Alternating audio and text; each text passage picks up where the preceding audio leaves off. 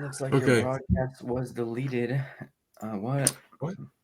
My We're goodness. live though. What happened? Oh, hey. Are we live? Oh, we are Yeah. live. Okay. Then I don't care Yeah. what StreamYard says.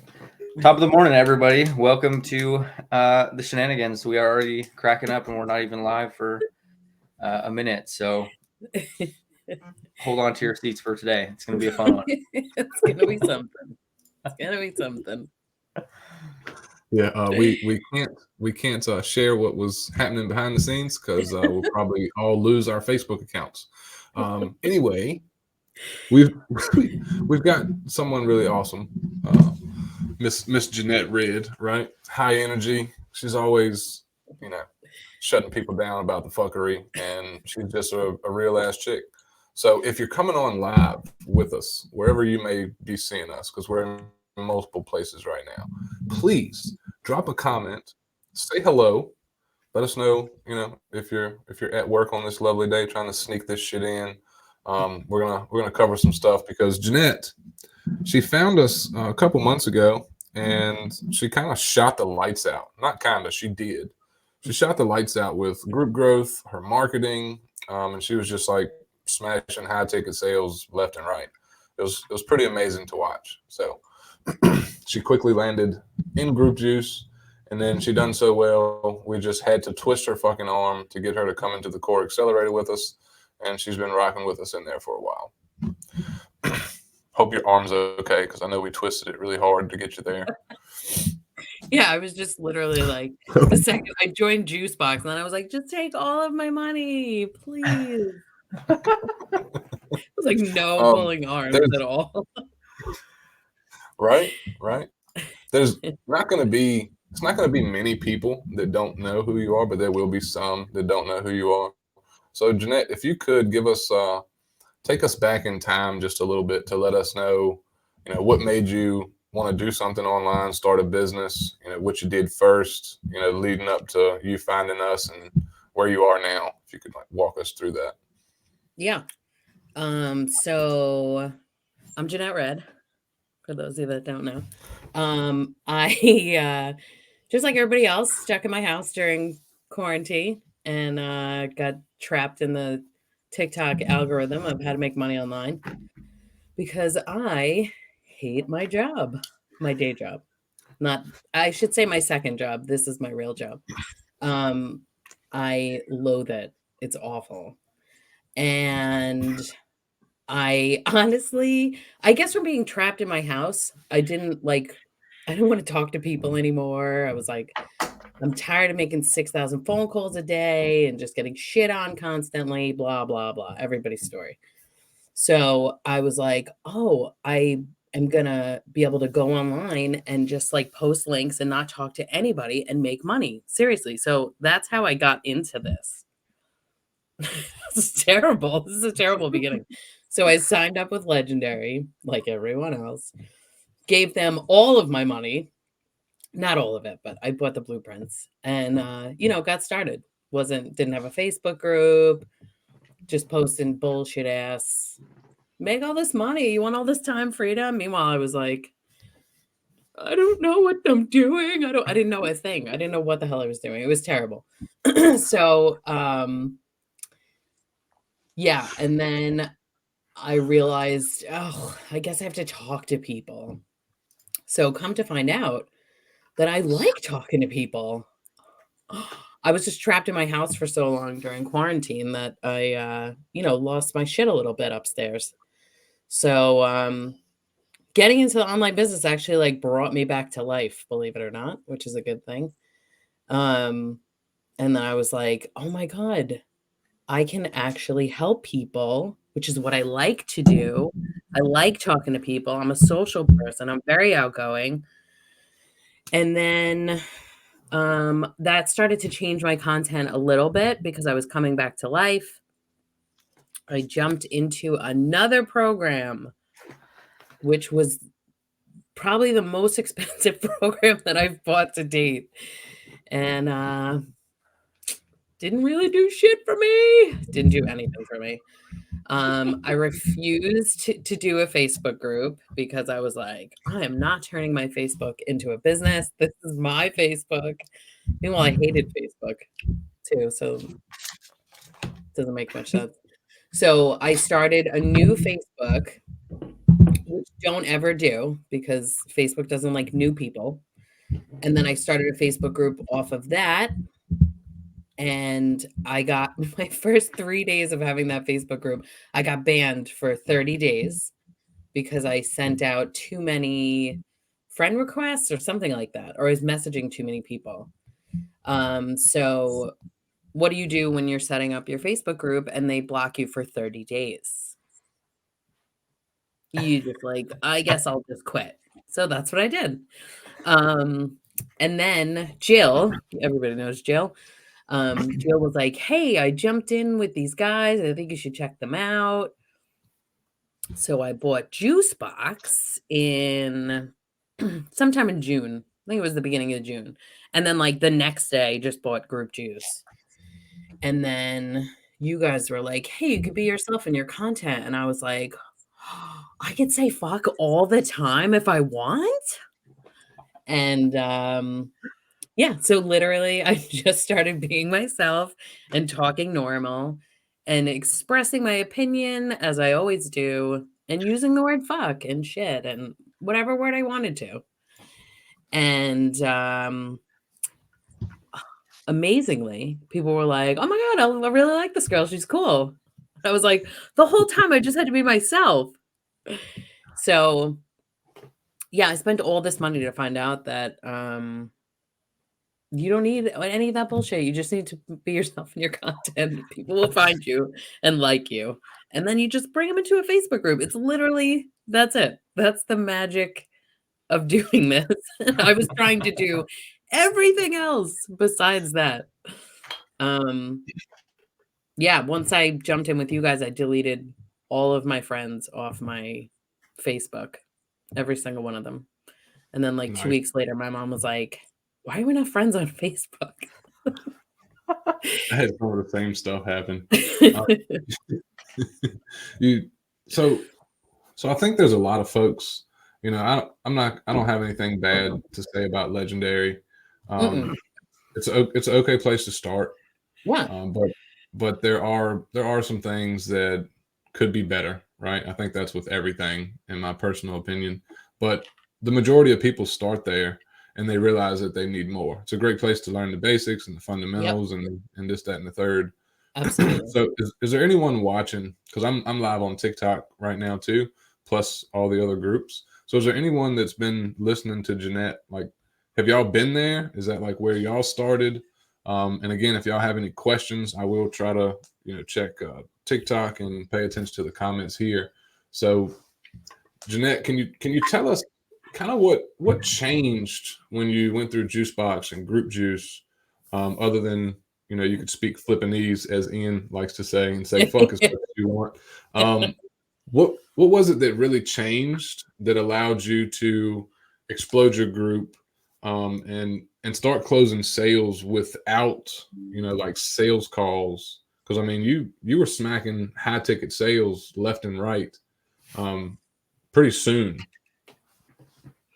So I forgot about the tech because I feel like I spent like the first 6 months of doing this online, like trying to build a funnel and I hate them. I can't ever get it. Don't ever ask me to build one because you're not gonna. I'll show you how to do any other way but the damn funnel.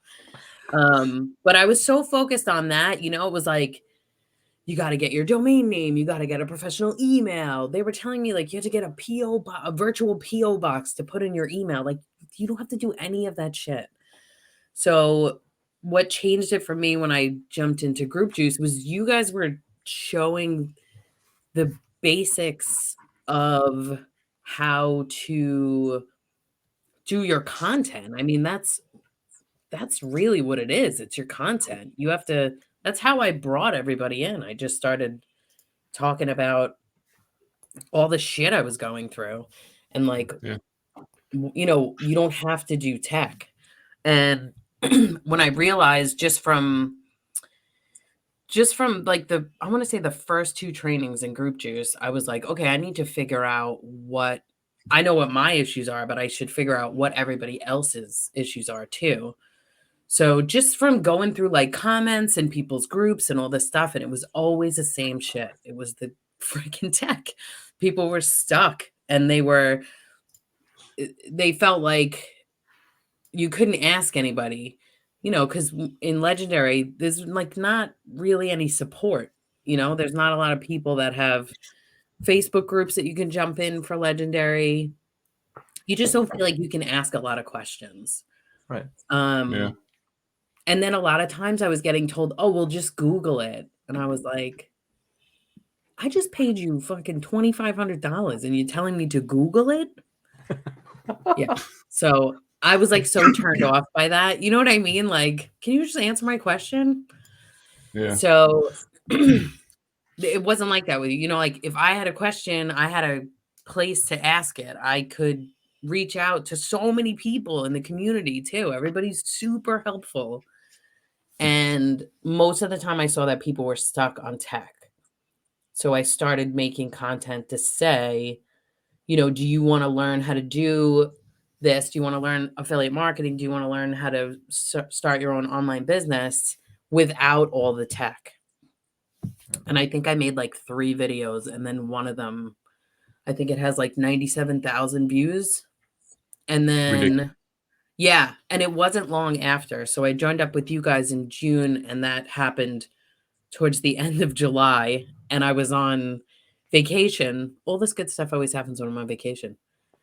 I was on vacation and I didn't have my computer. And then I wake up and I'm like, holy shit, I have 1,200 people like waiting and I don't have a computer. So I was manually accepting them and then like screenshotting their answers and then entering into like Aweber, their email. Oh my God. And then manually sending out messages.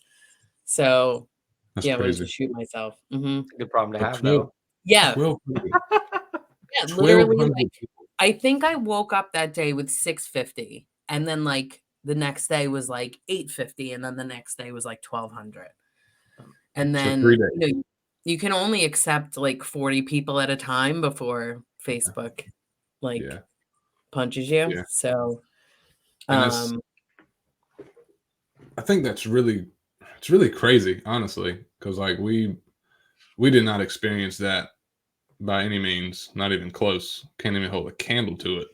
But for those of you watching, check this out, because for her to attract that many people over a 3-day span, that's over 1,000 people that she can talk to, get to know, build a relationship with, and see if she can actually help. And they're there to consume Jeanette based on her personality and her content, right? Talking about struggles, like shit that people overlook.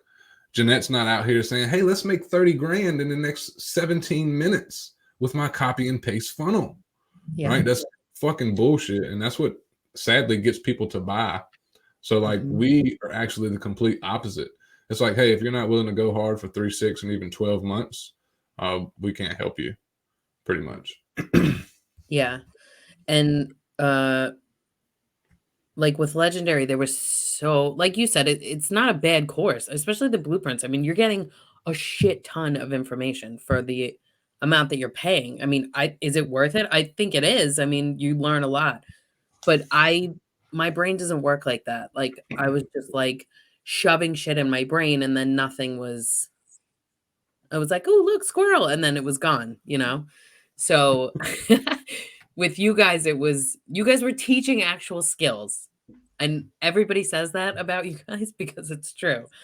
It was like going to school. It was like you guys are teaching actual skills.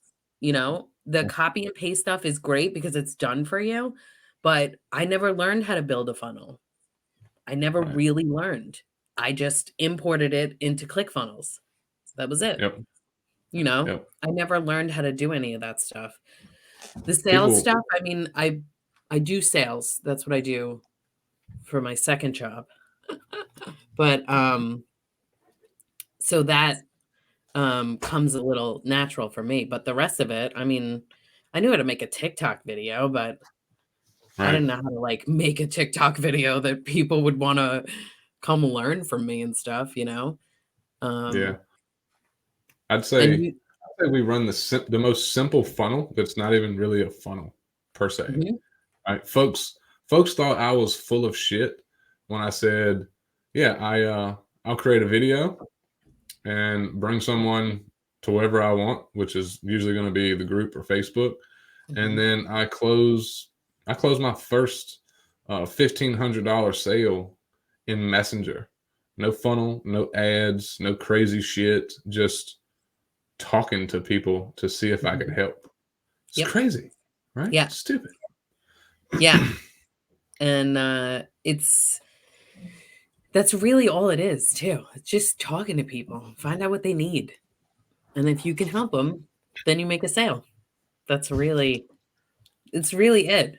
I guess it's like you overthink it because Yeah. it's brand new, you know, and you feel like that shouldn't be it.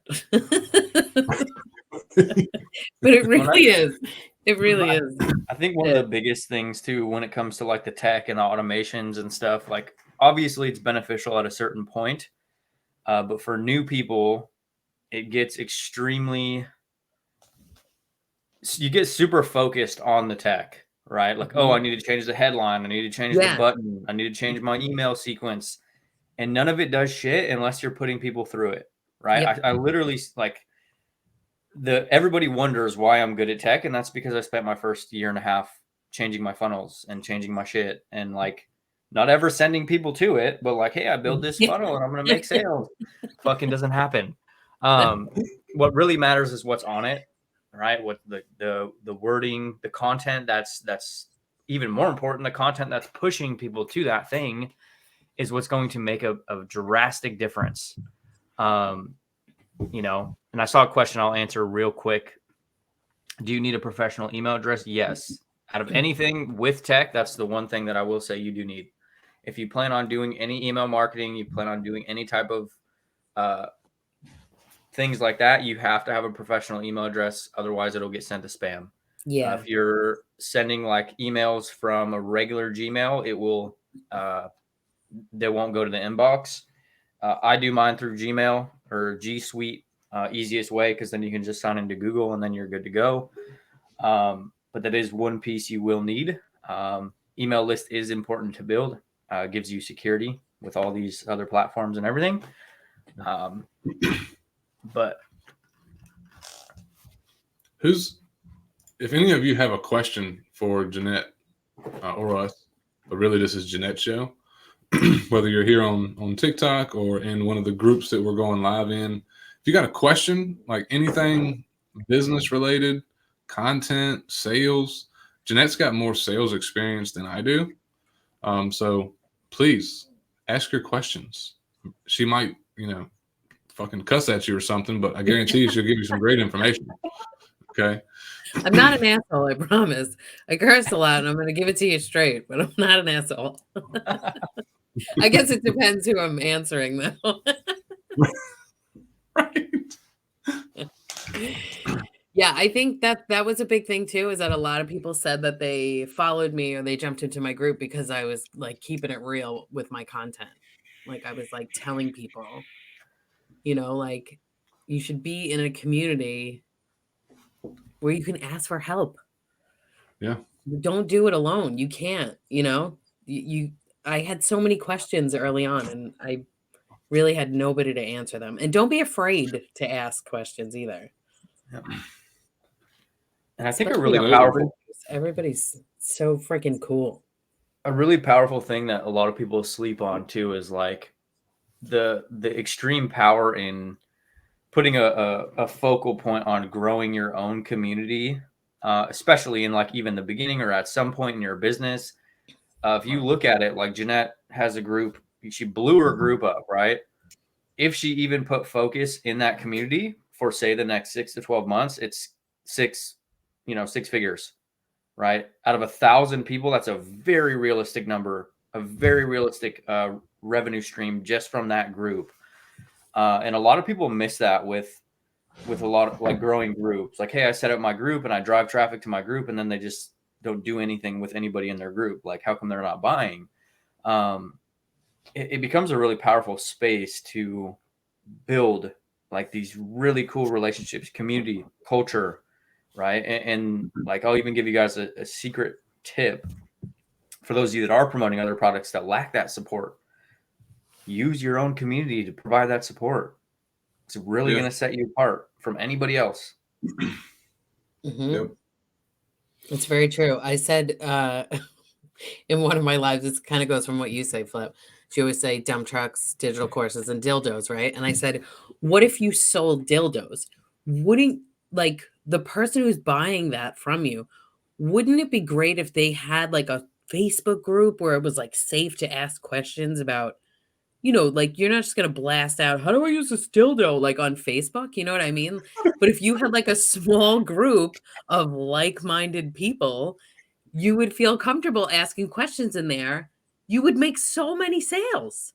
You know what I mean? Because you could be like, oh, what are you looking for? Oh, I got that one. And you just pulling them out, and showing them that you would make so much money because people would feel comfortable asking questions. And somebody told me like, that's a really good analogy. I'm like, I don't know why dildos. I just feel like that's not something that you would openly talk about. You know what I mean? But if you had a Facebook group, forget it. You would be killing it. Facebook group coming soon, guys. No, I'm kidding. Be on the lookout. We'll drop a link. We'll drop it in the comments below. We can all take a crack at this one. We finally got a good question, and some more questions are coming in. How do you overcome the hardest objections from prospects that are being stubborn? So what's your take on that, Jeanette? I would say to usually if I have somebody that's being stubborn, I usually call them out. I usually try to dig in to find out what is there, why are they giving me pushback if it's something that they seem interested in. And I'm usually pretty blunt with people. Right. Like I'll say, well, you seemed interested in this. Why are you giving me pushback? What's holding you back from, purchasing whatever or whatever you're selling? I would literally just ask them, because being like blunt like that, I mean, that comes with my personality too, but I feel like a lot of times people aren't. And when you are coming back at them that way, it somewhat shocks them. And a lot of the time, like, opens them up. Yeah, I agree with that. If you guys want, y'all drop like one of your most common objections in the comments, and I would be glad to touch on those. But Jeanette makes a really good point. Most people are honestly selfish. They want what they want, and they want to know if you can help them get it.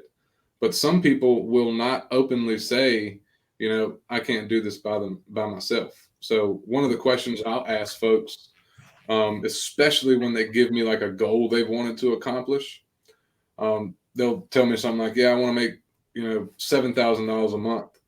I was like, all right, cool. Well, are you super committed to doing that? It's like, yeah. I was like, all right, well, what will $7,000 a month do for you? It'll take me out of my job and give me extra money every month. Like my goal starting out was $5,000 a month, right? And when they tell you that, you can kind of hit them between the eyes in a good way. Like Jeanette said, I'm very blunt too. That's why me and Jeanette like really jive and we fucking cut up all the time. But I'll ask folks like, well, if you want to make $7,000 a month, why aren't you making $7,000 a month? And that'll fuck them up. They're like, well, I don't know, because I don't know what to do. I don't know what needs to be in place. That's where you would come in, because I'll come in and like, look, we've got lots and lots and lots of folks that are doing 7 or more per month in their business. So we know how to set things up. We know what to focus on. We know how to structure everything, and we know how to get sales and clients in the door. Would that be something you're open to getting help with or discussing? And what most people don't do, there's a lot of pushy people out there. It's like, oh, well, if you don't buy my shit, then you don't really care. I don't go that route. It's like, I want to find out where they are with their schedule, their budget, and how committed they are. If I know those things, I can recommend them the best place to start, which is going to be the best place for them, not me. Right? Like, I want to find out the best way I can help them. I don't want to be like, hey, well, this is 10 grand and I know you don't got it, but you really need to figure out a way to get it. That's some other people's shit. I'm more like, okay, so you want to get to this, but you don't have the budget for this. So let's dial back and get you started so we can actually get some income and, productivity happening. Right? You really just want to meet people where they are. If you actively listen to people, they'll tell you what they need, and you'll be able to find out what their biggest problem is that's holding them back. And then that's where you come in with the solution. You actually got to fucking give a shit about other people, because if you don't, you're not going to make it in any business. All right? You can take that to the bank and, cash that bitch if you want. Yeah, that's a big one too. Is I see it a lot. Is like belittling people in attempts to get them to buy, or like being rude because they're not like a good fit for your thing or your product or like XYZ. And Flip really kind of nailed it there with one of the biggest breakthroughs for me, especially like I created a lot of problems in my own business with sales, right? So I won't steal Jeanette's show and let her talk in a sec, but the biggest thing for me is like going into everything, understanding that even if someone doesn't buy right now, it doesn't mean they won't in the future, right? So not being a complete asshole if they don't have $22,000 to buy my product. We don't have any products that expensive, by the way. Is kind of yet. Still prioritizing that relationship, right? Like if somebody hits me up or I'm in the inbox with somebody, as Flip mentioned, kind of seeing what I can do to get them what they need. And if everything I have isn't what they need right now, that's okay, right? Still pushing them into my ecosystem, into my group, into my community. Hey, there's a bunch of free resources in here, because what that does is it still eventually brings them back, right? I get messages from people that I talked to last year all the time. Like, hey, like I've been seeing your content. I'm ready now. Okay, well, you weren't ready last time we talked. What changed? Mm-hmm. Yep. Same here. I had people that came in right away. And just a side note real quick. One of the not great things about growing your Facebook group to 1,200 people is it's hard to talk to 1,200 people at once. So a lot of people kind of slip through, that I'm trying to like talk to still, but some people came in, we had a quick conversation, and they were interested in the training, but were like, I don't know, I'm not ready yet. And I'm like, all right, that's fine. Like, hang out in the group. And then I think it was actually not my last high ticket sale, the one before that. She was somebody I had talked to in June, and she jumped into that bundle deal in October. And I didn't hit her up. She was like, hey, I'm ready. And I was like, what? I've talked to you in like 4 months. And she was like, I watched your live the other day. I don't know, whatever you said. Like, I was just like, all right, let's do this. And she was just like in. And those are the best ones, because you're like, yes, it's so easy. Like, not realizing that, I mean, you did all the work in between. You don't realize that people are actually listening to you and watching you and soaking it up and trying to decide, It's a big one. Good question too, by the way. Folks are going to be stubborn. You're going to run into more and more folks that are stubborn or just not ready.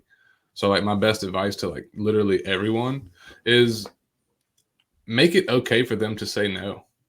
Yeah. If you're not ready, that's fine. Right? Just keep, like, I show up every week, keep watching my shit, picking up these tips.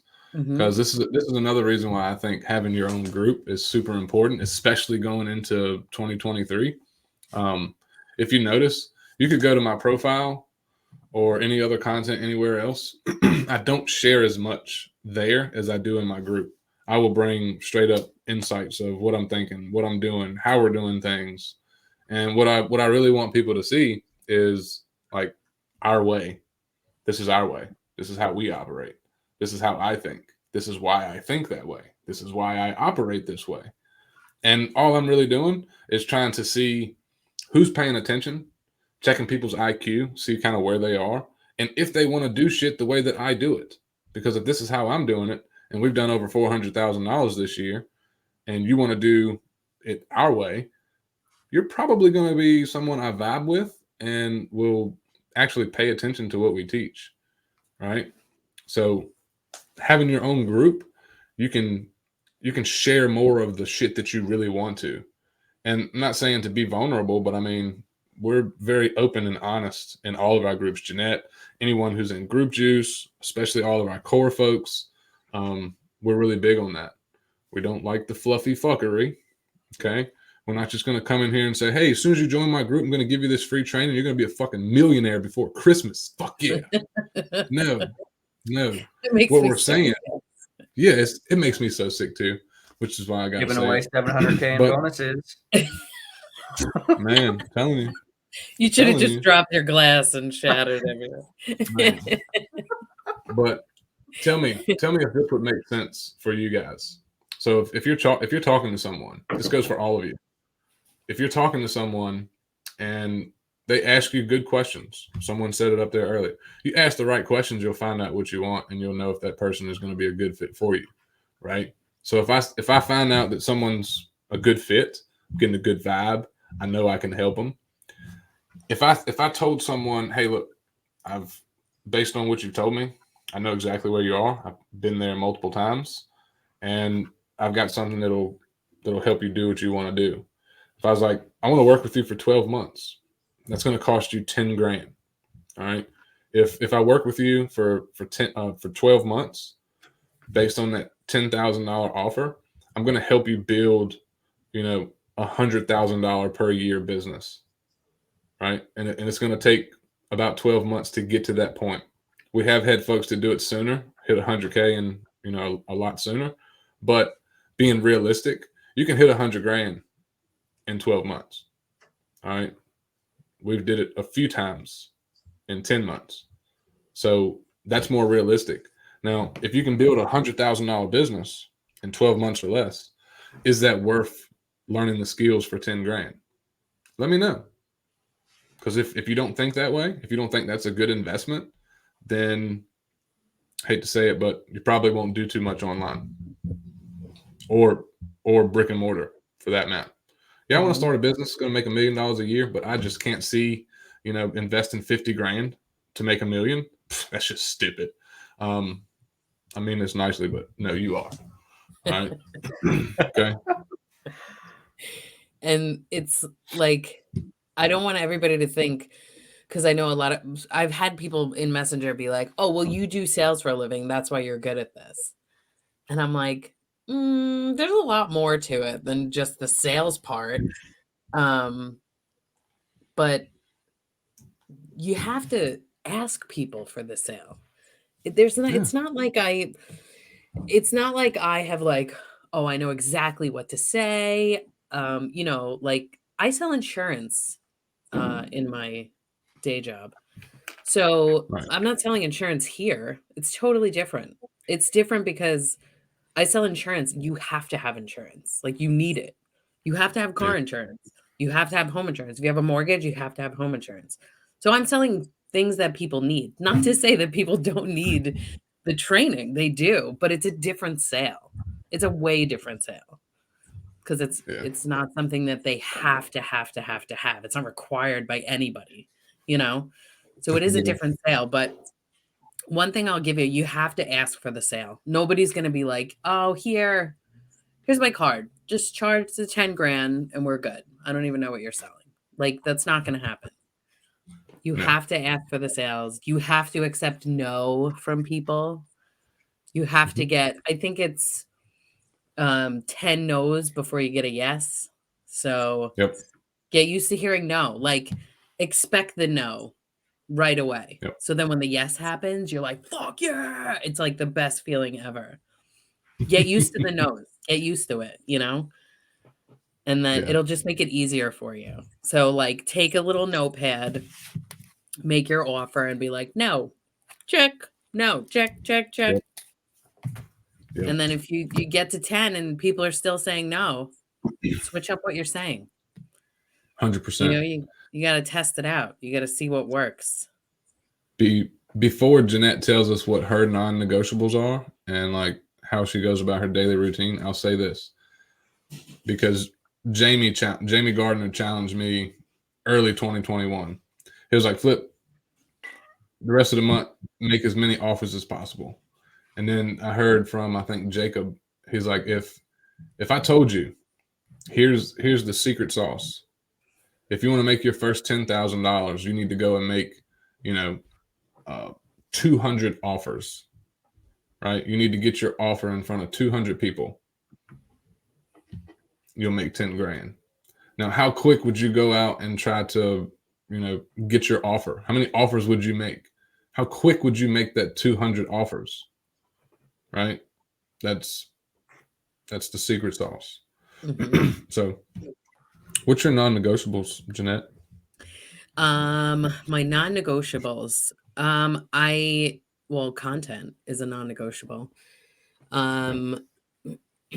I try to batch my content because I do work a regular job. So whenever I'm like in the groove of it, I'll make like 5 to 10 TikToks at a time. Wearing the same shirt. Don't worry about changing your shirt. Somebody told me like, oh, I change clothes in between videos. What? Nobody cares what the fuck you're wearing. No one cares. Make them all in the same shirt. Then you got a thing going. The girl that wears the gray sweater. You know what I mean? That's crazy. Content. And then repurposing that content everywhere. YouTube Shorts, Facebook Reels. Don't be sleeping on the Reels. The Reels is where it's at right now. I try to kind of brain dump like once a week, just write stuff that I'm going through this week or what I went through last week, and then turning that into profile posts or posts in my group. And one non-negotiable that I'm giving myself because I don't do it enough is going live in my group.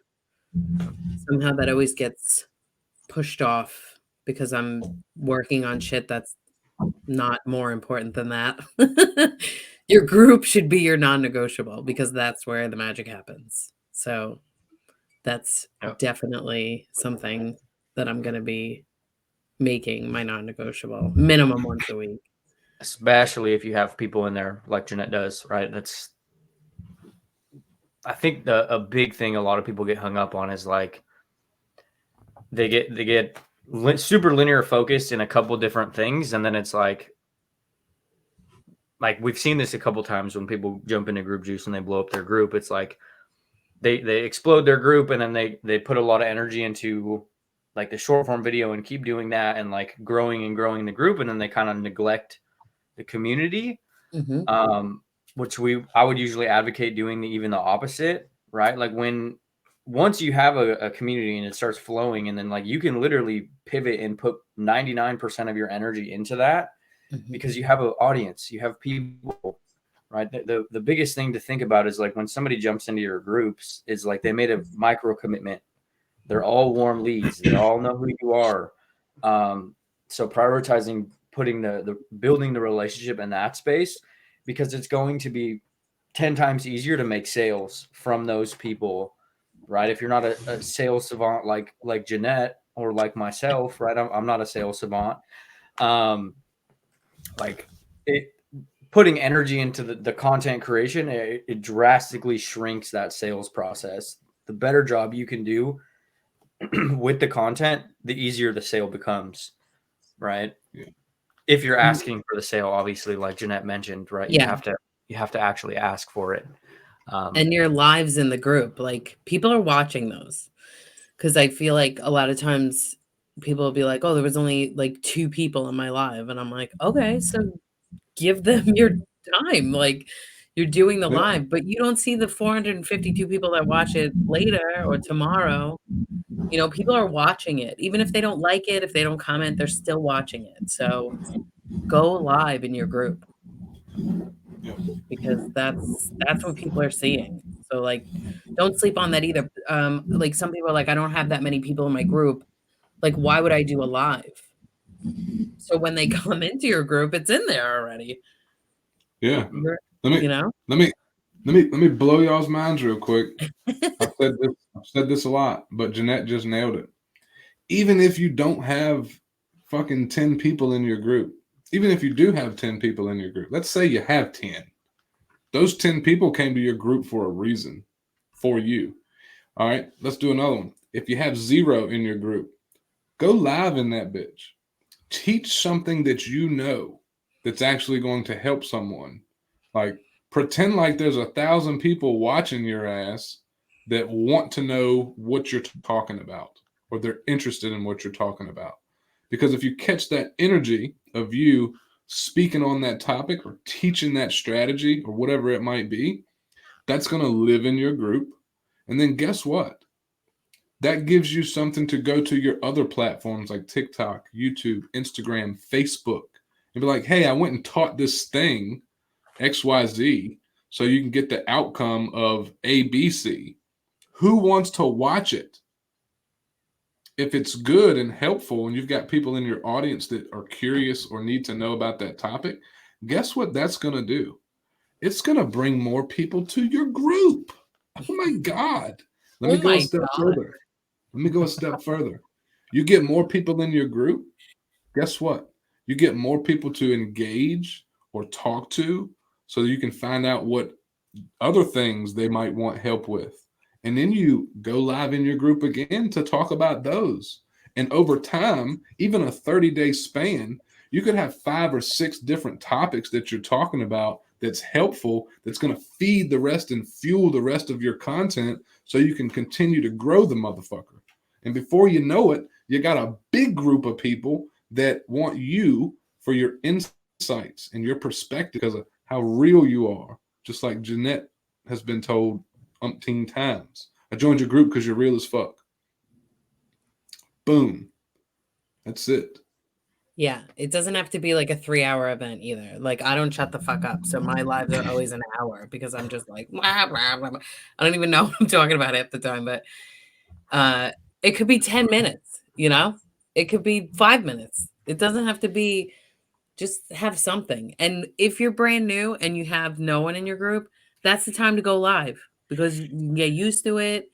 And then people will see like your first video that you ever did. Like, people want to see that because somebody that hasn't had the guts to start a Facebook group and haven't had the guts to do a live in their group, they're going to be like, oh, this is her first one. And they're going to be like, you know, she's talking about, I remember I kept doing this in my first one because I was sweating. I kept white. I was like this, like the whole time, like sweating. My face was all red. I was like dying. I had the driest mouth ever. And I like told people, like, go watch that video. That was my first video. It was terrible. But they're like, oh, okay, you're allowed to be like that, you know? People will watch that and like it'll resonate with them as somebody that's brand new. Picasso. And I think like a really cool part aspect to that is like, heaven forbid somebody comes into your group and they watch some of your content from early on, and then you zoom out a bit further, and then they consume some of your content for a long time, and they watch you grow, they watch you change, they watch you evolve, and they get really inspired just by coming along that journey with you. Mm-hmm. Right? Like, oh my goodness, she was sweating all over her live the first time, and now she's like just in the zone cracking jokes. Like, fucking, that's cool. I want to do that too. Jill just said me too. I remember Jill was like, did I do okay? The back of my shirt is so sweaty. It's so funny. It's so true. It's so true. Look, that's I had that happen. Someone come into my group like a couple of weeks ago they started binging all of the super old shit. Like when I first started the group in 2020, this was, I think I had cut my beard off at that point. So I had no beard, and I didn't have any awards. I didn't have anything on the wall. Like this, it wasn't even an office. It was an empty room with a piece of shit desk and a piece of shit desktop. And I'm just in there talking about Amazon and affiliate marketing. And like looking at myself back then, I was like, man, you were like so green and wet behind the ears, and you didn't have any kind of delivery. I was fucking stuttering. And I was like, you know what? I have witnessed growth. I have become a better version, right? Because I'll get on and I'll fuck up my words, or, just like I'm hanging out with my friends. And that's how you need to be in your business. Yeah. Right. I was trying to set the scene that I knew what I was talking about, and I was forcing it versus like now I got my feet kicked back. I got a fucking Mountain Dew here. Like we're hanging out, chilling, talking about shit that we've done, giving you guys the insights. Yeah. Yeah. The first time when you guys came into my group to do an interview, I was so nervous that day. I was like, okay. I was like in the chair. I was like, all right, we're going to do this. What am I going to talk about? I don't even know. I was freaking out. And like, I just hopped on here today, like nothing. Like I didn't like prepare anything. You know what I mean? Like it does get easier. It does. Tyler asked the kick-ass question: process when it comes to content creation. Do you have a framework or make it on the fly when an idea comes to your mind? I usually make it on the fly because my brain never stops. I'm like constantly. Yeah, it's like nonstop. So I like yell into my phone a lot. I use like Google Docs just to yell. Yeah. Bruh. Sometimes I'll I did this the other day. If I find like, I don't know, if I find like a song or like, like a word thing that I like, I'll do it. And then I'll just like do what's in my brain in the TikTok video and then just save it to my drafts. And then I'll watch it later when I like can make a TikTok video and redo it. But I do that a lot. I'll just whatever's on my brain, or I'll just open TikTok, talk into the camera, and then save it into my drafts. Yep. So this way, when I have some time and I could just make a bunch like real quick, that's just an easier way. I wish I was more organized because I have like so many Google Docs with just like 4 sentences on it. I really need to get that together more. But Start yeah, brain dumping them all on one. yes, just like if you read through it, you'd be like, "What goes on in this girl's head?" I can't. Yeah, you guys, if you could see what was going on in my brain, you'd be like, "She needs therapy." But yeah, I write on a lot of like notepads and stuff, whatever comes to mind, because as you keep doing this, everything will start to, you'll think of like, you'll have like a marketing brain kind of. Everything will be like, "Oh, that's a good piece of content." It could be something you're watching on TV. It could be driving in your car and something makes you think of something. So anytime you think of something, either write it down immediately or put it in your phone or voice text it somewhere, because like as you do it, that's how my brain works. As I do it, like everything starts to become like, "Oh, that's a good one. I should do a TikTok about that." So I don't really have a framework. If I see stuff online that people are having issues with, or if I keep seeing the same like shitty copy and paste video all the time, like that will be my framework for a video for a little bit. But most of the time I'm on the fly, whatever comes to my brain. And I think a really important one is like finding your own individual flow with content, which I know is kind of hard to do, especially if you haven't started creating content. But everybody's a bit different as far as like how they're going to effectively create content, right? Like always a big advocate on using real things that are going on in your business, in your life. Like for fuel for your content, right? And it doesn't always have to be super sterile, super business. Like if you look at my Facebook group post yesterday, I just posted a picture of me spending all 82 hours building a dollhouse that's 70 feet tall. That's sarcasm, by the way. It's only 5 feet tall. It's your house, Nate. Shut up. Follow the Nate. Using real things, like real things that are going on, as Jeanette mentioned, things you see in the market, things like that. But deciding if you want to batch portions of your content, this was a huge lifesaver for me when I was working a full-time job. I would batch almost all of my content. I still batch TikToks, right? I probably record 25, 30 TikToks at one time, and then I upload them to a Google Drive, and Flip's probably like, what the fuck, dude? How's our VA ever going to edit mine? But figuring out what flow works best for you, right? And it allows you to kind of maintain that consistency, right? When you start, I think what helped for me was when I got really rigid with batch creating a lot of Facebook posts, is it got me comfortable writing content or creating content.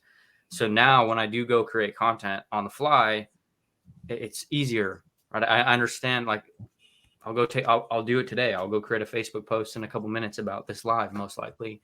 With my picture. Exactly. My favorite picture. It's mine too. Apparently, Yeah. it's your favorite. I want to hit like a couple questions all at once. One about producing content, one about folks not opening up about challenges they have in Messenger.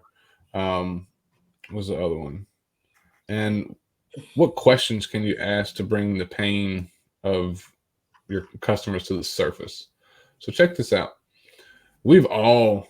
Most people here have started already and went through their own challenges. So for me, it's like when you're wanting to post content, whether it's a written piece of content or a video, think about the shit that you went through. Like, what did you struggle with the most? What's a problem you ran into? What's a problem you helped someone else get through? Right? Some of mine were like imposter syndrome. I still deal with it to this day, honestly. So that's kind of why I bring it up. Like I'll have one day where I'm like, fuck yeah, all these messages, I know shit. People are telling me I know shit. Apparently I know shit. But then the next day it's like, what's this shit that I know? Right? Because that's the biggest challenge for a lot of people. You can consume a shit ton of information and you're like, whoa, like all that made sense. All I got to do is go do it. But then you don't think that you're worthy of doing it or talking about it because you haven't done the thing. All right, let's flip that on its head. Instead, share your perspective on it, right? Like, here's where I was thinking last week. I watched this training on XYZ. It completely flipped my brain. And now it all makes sense around the initial thing that had me confused. So it's like, you think about it, what's the problem? Whether you dealt with it or someone you helped, whatever. What's the problem, or the problem that your offer might solve, whatever it might be. You got the problem. How can you talk about it and agitate it, whether it was for yourself, someone else, or your audience? Problem, agitate. What's the solution? What was the solution you found? It's like, yeah, I was struggling like a motherfucker with lead generation. Didn't know what to do. Was ready to just push my head through the brick wall and quit. But then I was shown this new way where I didn't have to do copy and paste. I didn't even have to get on free strategy sessions. I just started generating hundreds and hundreds of leads and closing sales. My whole perspective shifted. My whole process in my business shifted. It was just unreal with how many leads I could generate so quickly while removing half the shit that I hated. Boom. And guess what? My sales went through the roof. The solution, you'll have to come to my group to find out because I'm going to go live on it later. See what I did there? Talked about a problem I had. I led into how it made me feel and what I wanted to do and why I hated it. Then I talked about the new shit that I found. Just fucking changed the game, solved my problem. and then I end with a CTA. So if it was a video or a written post outside of my group, you have to come to my group to find out what it is. Right? Ta-da. Right?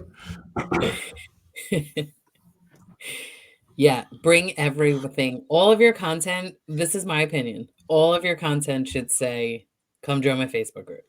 I don't have any other call to actions in my group. And if you're trying to grow your group, like and follow. Like, yeah, follow me. But Yep. go to my Facebook group. You're interested, Yep. come join my Facebook group. Everything is to my Facebook group. Yeah. I'm sure that had something to do with the growth that I had, but that's my only call to action is to come join my Facebook group because that's Yeah. the best place to talk to people. You can't talk to people on other platforms. Yeah. It's a pain in the ass. That's a big one. Like you need to have like a very specific CTA, which joining your group. If you got something in your group, if you've been doing lives for nobody, or you've ran trainings that nobody's in there seeing, go and create some content around that thing that you taught in the live. And then your specific call to action is, hey, if you want to watch this free training that I did, I'm giving it away. All you got to do is take the first step, hit this, go there, join my group, and I'll tag you in it. Right. This other question, I want Jeanette to answer it first to see what she says. What would be the best approach if people are not opening up about the challenges they have in messenger conversations? Once again, I'm just kind of blunt with people. Like I would kind of try to pull it out of them, like literally just asking people like, what are you struggling with? What do you, think the issue is? And then if you go through a couple of things and they don't open up, I just tell people like, listen, man, I'm here to help you. I don't know why you're fighting with me. I don't know why you're pushing back. If you want my help, I'm here to help you. If you're not, get the fuck out. Yeah. So that's usually, I usually say that to people like, I'm here to help you. So you have to tell me what you need help with. If you don't know what the issue is, then let's try to figure out, like, tell me what you're doing in your content. Tell me what you're doing in your Facebook group. Like, tell me if you're not having any success, are you offering things to people? Are you, like, just ask them questions like that. But some people are just pains in the asses. And the beauty of having your own business is that you don't have to deal with that if you don't want to. But yeah, usually I just kind of tell people like, you got to give me something. You got to give me something here. Voice text. I don't know why, but I've had a couple of people where they weren't really saying anything, just like typing, and I sent in a voice text and I said exactly that. You're in my group, so I can help you. So you have to let me know what you need help with. What isn't working? Like, are you struggling with doing something and are you struggling with your content and that's why you're not making it? Are you struggling with, not having enough confidence to do something, or what are you struggling with? I'm here to help you. You have to give me something so I can help you with it. And then a lot of people would return with a voice text, which is cool. It makes it more personable too, because you can hear the other person talking. But that was kind of helpful. I don't know if that was helpful to you, Facebook user, at all, but that's usually what I do. Kind of ties into this one too. What questions can you ask to bring pains of our customers to the surface?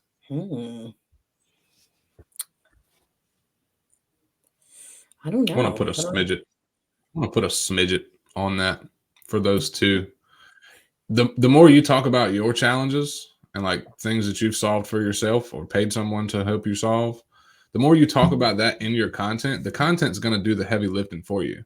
So say you've went through, 10 different struggles, whether it's like lead gen, how to craft an offer, how to build a Facebook group, how to grow a group, how to write written content with, good copy flair, how how to close a sale in Messenger without getting on the phone, whatever it might be. If you talk about all those things and like how you were struggling, I hate the word struggle because most people won't admit that, but challenges, whatever it was that was challenging for you, and then you figured out, if you talk about 10 different challenges over the next 2 weeks, there's going to be someone in your audience that reads it and they're like, fuck, that's me. And the way that they're describing that, they know exactly what I've been through. God forbid you talk about a solution that you found, right? And have a CTA to hit you up if you want to know how you did it, right? It's like the more things you talk about, the more content you produce, the more heavy lifting that's going to do behind the scenes for you. That's what causes inbound leads, right? Like I don't like hitting people up doing cold outreach. I want people to see my shit and see what I've done and what I've accomplished based on my struggles. My struggles and challenges have made me a lot of money. So I don't even worry when I'm going through some hard shit, really. I'm just like, fuck, this shit is stupid. It's hard. I'm going to figure it out. And then I'm going to be able to help other people figure it out quicker because I've already went through it. So I'm not afraid to share a struggle, right? By any means, because I know what's going to come off the back of it. I just got to push through and figure it out. Then I can go and talk about it. And then certain people that are right there, they're going to reach out or they're going to start consuming more of my shit so I can tackle even more topics that they need help with. And eventually, which the definition of organic marketing is gaining or attaining customers or clients over time. That's what organic marketing really is. And that's what your content's going to do. So hopefully that makes sense.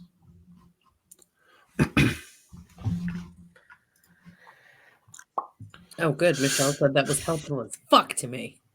Good, Michelle.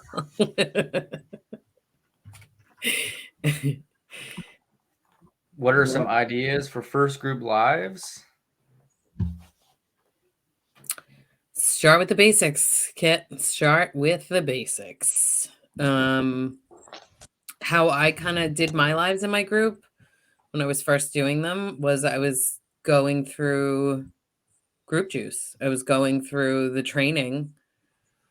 Let's say you watch the training, like write down a couple things that come to your, like that were light bulb moments for you while you were listening to it, and do a live on it.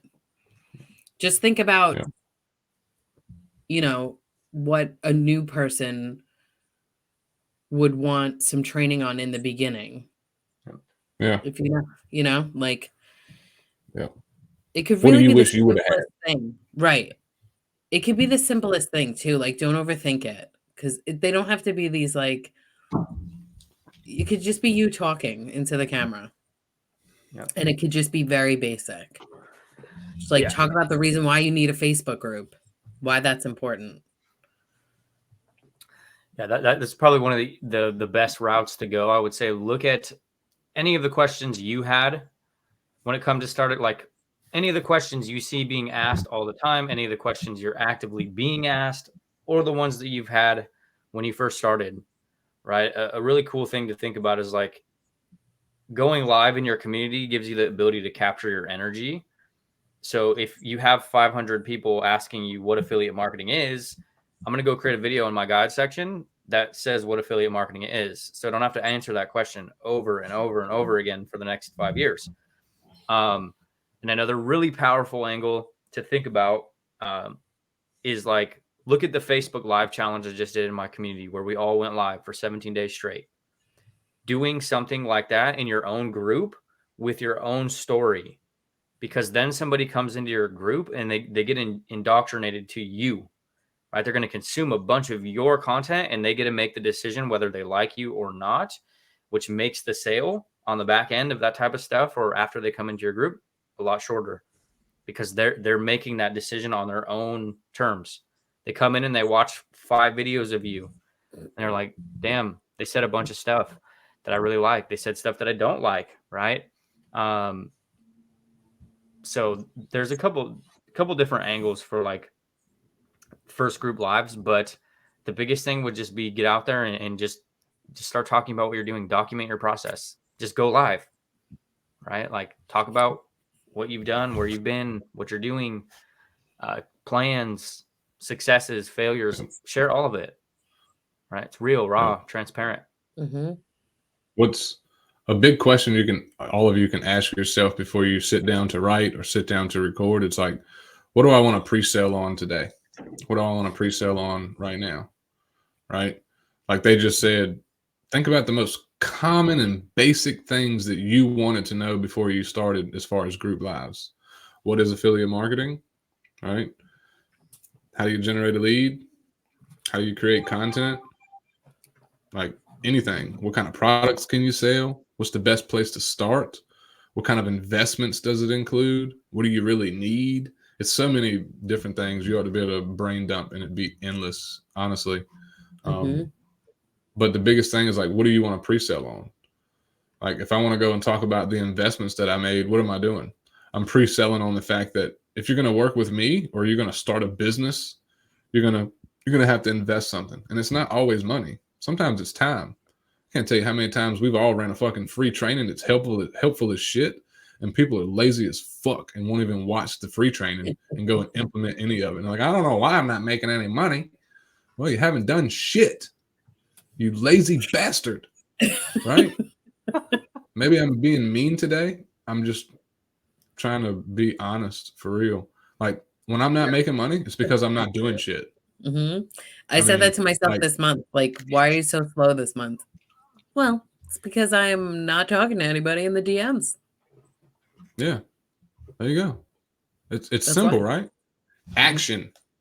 Get your ass in motion. If you get in a vehicle, if you get in your car and you start it and you put it in gear and you keep your foot on the brake, is that some bitch gonna move? No. But when you take your foot off the brake and you put it on the gas, what's that some bitch do? That motherfucker, boom, that bitch is gone. Same thing. That's true. It's very true. Action. And just do shit. Yeah, I know. These are great. Me and Flip's like, just do shit. Just do it. Like, but it's true. It's true though. Like, just throw up and then hit the button and then just talk. I know that sounds ridiculous, but that's really it. Like, just do it and then rewatch it and then be like, oh my God, like don't say that anymore. I had to get over saying I said every 5 seconds. I still do it, but now that I noticed that I do it, I'm like, okay, don't do that anymore. And it's gotten better. So just do it. Just hit the damn button. And I think a big part that hangs a lot of people up is they feel like it has to be this magical, polished thing. And like I still just stumble all over myself, all over my words, like every video, and I still will. And I'm honest. In all honesty, I'm not even making an attempt to try to improve it because that's just who I am. You know. But the thing I'm really mentioning is your business really becomes powerful when you make micro actions over prolonged periods of time, right? It doesn't have to be this magical transformation every single day, right? If you make it a point to like even show up in your business half of 1% every single day, like over the span of 200 days, you just improved your business by 100%. Yep. And that's massive shifts just from showing up a little bit. A little bit each day. Yeah, wait, if you think about it like this, look at how you guys rolled out Group Juice. Those were lives. Mm-hmm. Those are basically just lives. That's what all of those trainings. Think about how successful that has been just off lives with Nate's potato internet and not being able to talk. I mean, this guy is running a business with no verbal skills and shitty internet. Guys, I have a potty mouth.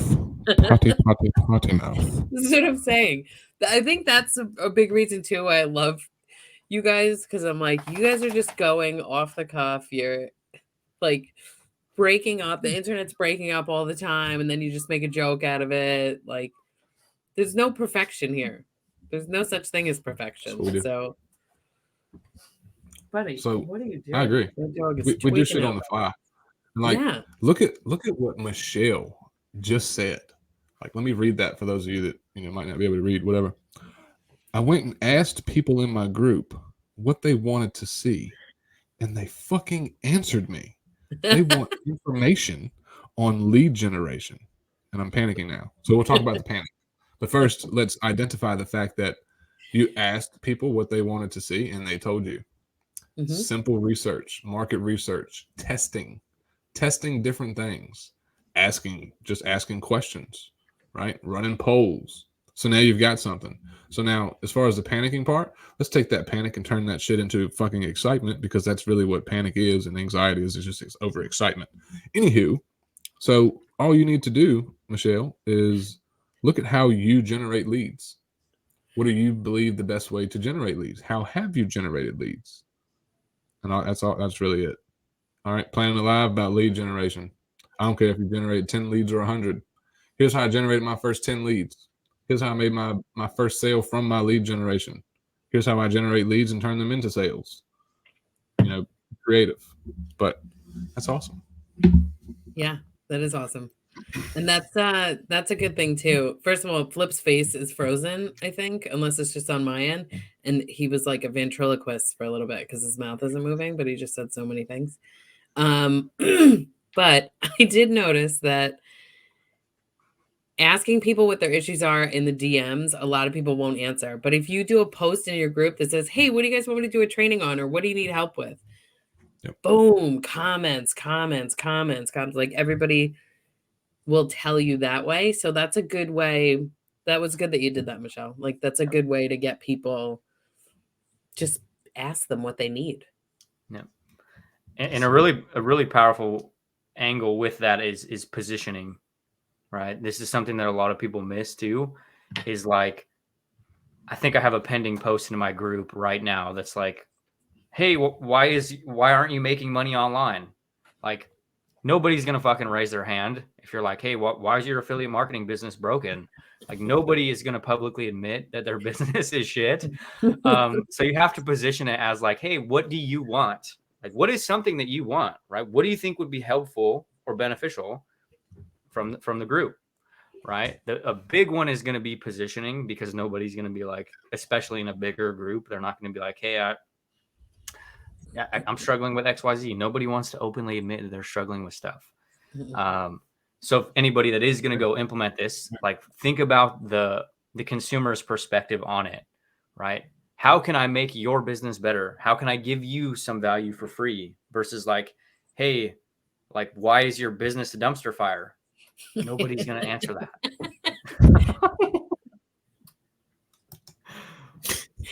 That's very true.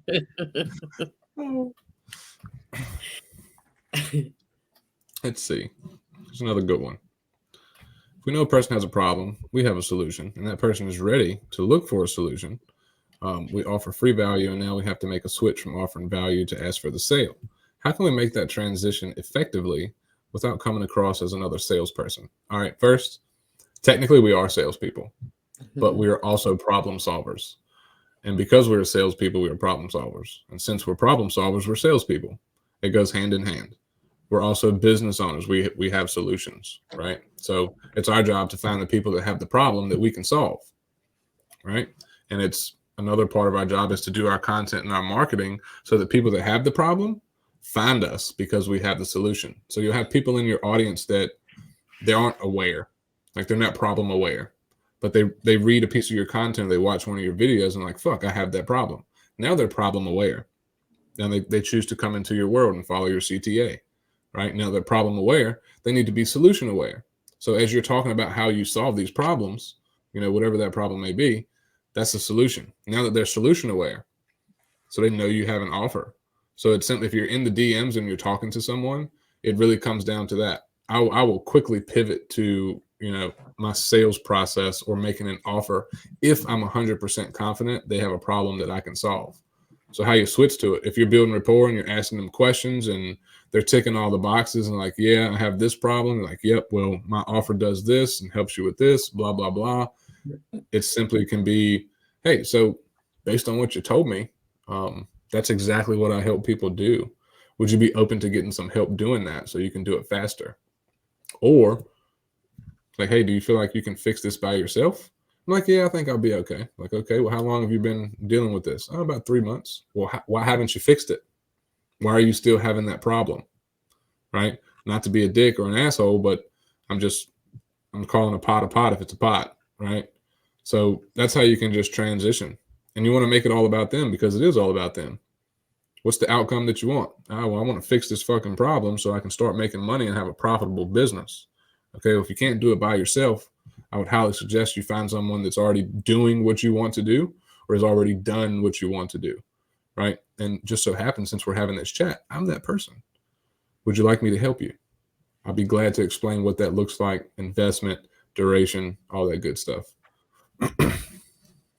Yeah, don't forget that you are a salesperson, and that's okay. You being a sleazy salesperson is them coming into your group and being like, so do you want to invest the $100 or the $1,000 up front? Like that's you being a shitty salesperson. The fact, like you said, they're ready to look for a solution, you give them free value. Now make the switch. You just gave them free value. Find out if they're interested in training. Or what, if you're not doing group juice, like find out if they're interested in what you're selling. Yep. So that you can make that transition in the order that you just gave right after that. Yeah. That's not being that's not you being a sleazy salesperson at all. That's you offering a solution to the person's problem. Yeah. Yeah, and that's like a really big one. A big one too is like, as long as you're not like jumping into people's inboxes and being like, belittling them or being some type of way, like, hey, here's my shit, buy my link, like, buy right now. If you don't buy this, your life's going to be shit, right? Based on the actual flow that you mentioned in this comment, something as simple as like, hey, based on everything you told me, right, I feel like this thing I have would be, help you solve some of your problems. Is that something you'd be interested in checking out? Mm-hmm. Yes, no, right? Like it doesn't have to be super high pressure. Right? Yeah. I'm very low pressure with my sales. Anybody who's bought something from me would know. Like I'm like usually the polar opposite of how a lot of people do sales. I'm like, hey, you want to buy it or you don't? That's cool. Like I really don't care. Just putting the ball into their court, basically, right? Like as Jeanette mentioned earlier in this too, you got to be asking for the sale, but you can also put it in their control, right? Like, hey, is this something you want to do or not? If not, it's completely fine. Yeah. That's also going to be a very different position from a lot of the people that are selling online right now, because you're giving them an out. You're making it okay for them to say no, right? Which usually will then in turn cause more interest. They're like, hey, this person didn't like tell me if I don't buy this thing, my life's going to be shit. Now, that's kind of cool, right? Last person I talked to told me, if I didn't do this, I wasn't going to have success, right? Like, so fucking terrible. And Shivani, I hope that's how I say your name, Shivani. But your question here that's on the screen is actually a perfect template on how to transition. That might sound crazy, so I'll kind of. No, that's what I'm saying. It's literally the steps. That's it. You already have it, girl. Just make the offer. Just change it. So if we just change a couple words, I could go. So we've been chatting, and you've talked about you having this problem, and we created this solution, or I have this solution that solves that problem, and I already know that you're looking to do this. So you've watched some of my free training already, right? Something in your group, whatever, and now it's time to see if you're really wanting to fix this problem, or if you're cool with doing it for another 3 or 6 months. So how can we make this work? What is it you want to fix in the next 30 days in your business, right? And if you don't want to, just say no, because I'm not that salesperson, right? I know I can help you, so I feel obligated to tell you about this offer, right? There's another little secret psychology, which is just truth. If I know I can help someone and I have what they need, I do internally feel obligated to be like, hey, I got this shit. It's already helped hundreds and hundreds of people. I really think you should check it out. And I usually tell people, like, like if I say like I have this for you, is this something you would be interested in? And then I usually write no pressure, but either way, let me know. Because then they have to answer you either way. But you're telling them no pressure. You know, you're not like, but also a huge thing with sales. This is the first one of my guys that he used to work for the company that I'm at, but the first thing he ever said to me, I said, "What's your advice in sales?" And he said, "When you make your offer, shut the fuck up." Make your offer and then shut the fuck up. You don't wait 5 minutes and then you're like, well, if it's too much, I have this other thing. No, make it as uncomfortable. This even goes, I'm on the phone doing this. So talk about uncomfortable. So like I would tell somebody like, okay, that's going to be $250 a month. This is so uncomfortable. This is so uncomfortable. It's so uncomfortable, but you cannot be the next person to talk. They have to answer. Yeah. Silence is golden. Yeah. So you're giving them either option. It's either yes or no. They have to pick one, and they're going to be the one to say it, not you. Yep. So keep that in mind. 1000 percentile. Mm-hmm. This one.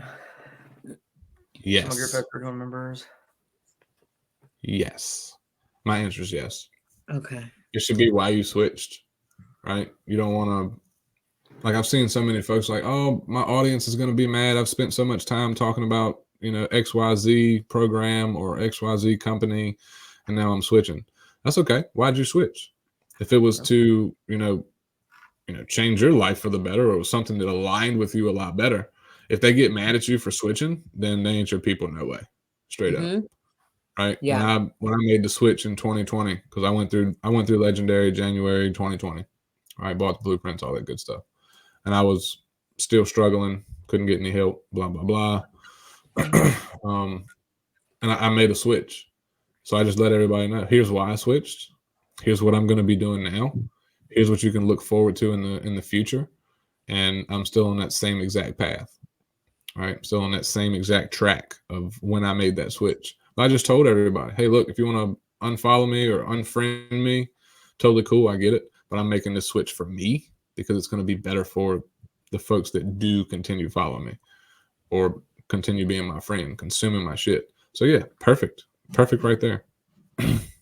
Yeah, definitely. And there's always a lot of people that come from Legendary that just aren't making sales. And it's because they're making the same shit ass content as everybody else. Yeah. You're doing the same thing over and over. So, with you having those people in your group that are in Legendary, I guarantee you they're all having problems. I guarantee you. So that should 100% be your first live. Definitely.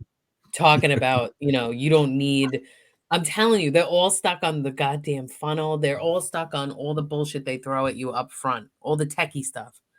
I promise you, that's probably what they're all struggling with. So yeah, just do a live about what you're learning, what's different about what you're doing now. Totally. Yeah. And even on a deeper level is like, even if they do get all the tech set up and all, like, I'm not trying to turn this into like a bashing show or anything like that, but the biggest thing to think about, and this is also why Flip and myself have done a lot, what we've done this year, the last couple of years, is a lot of it's predicated on just viral traffic, which is very, a very stressful way to operate your business, right? And it's not realistic for a lot of people, right? Unless you're pumping massive amounts of traffic, you won't make a ton of money, right? And like, we don't go viral very regularly, right? We have smaller audiences than the majority of people. A lot of my content gets 0 comments, 200 views on my TikToks, and I'm completely fine with that. Mm-hmm. Yeah. Like, look, cumulative. If I could just get like 1 million of you to buy my $10 thing, like, that would be great. Okay. 1 million of you. It's totally doable, Flip. It's totally doable. You just have to make 82 TikToks a day. Yeah.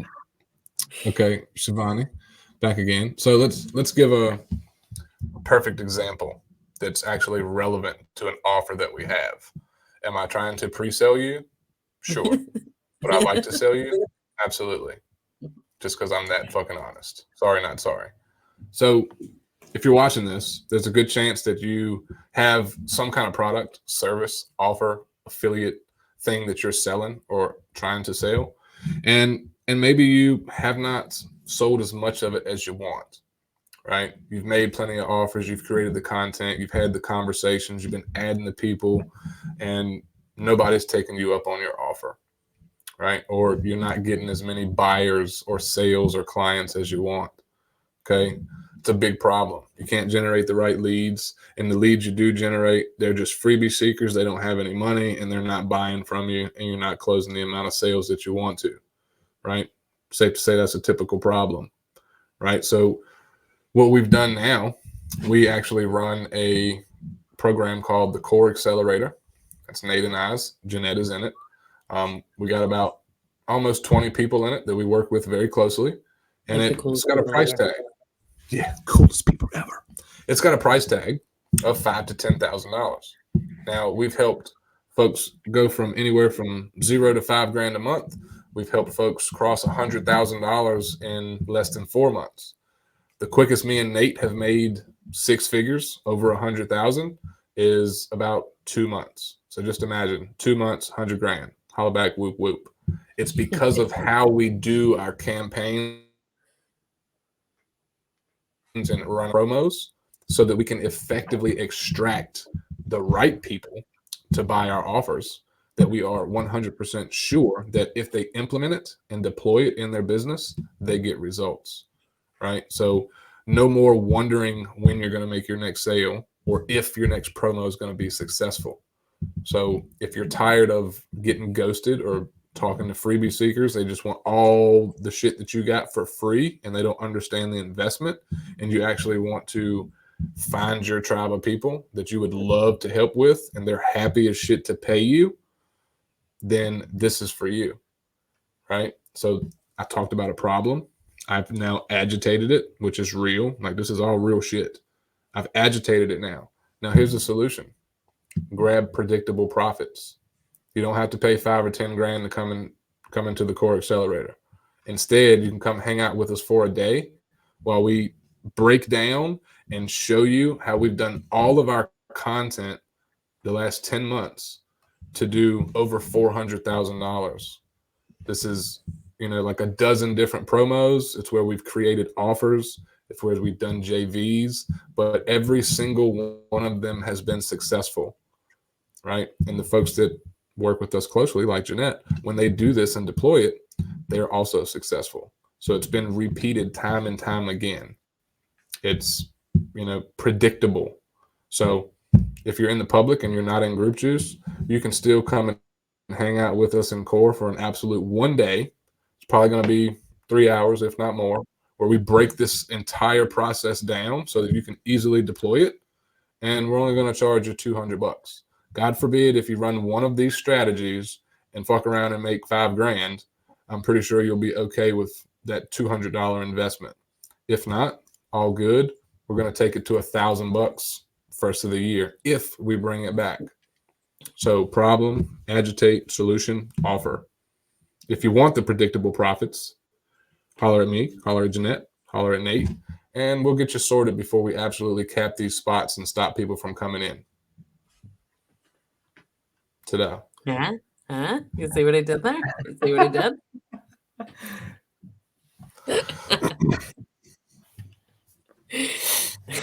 That's awesome. This is a good question. What's your opinion on friending people from other groups and start messaging everyone? What's your opinion on that, Jeanette? I hate it. I don't do it. I don't do it at all. I feel like my goal was to make my content to bring people to me. Yep.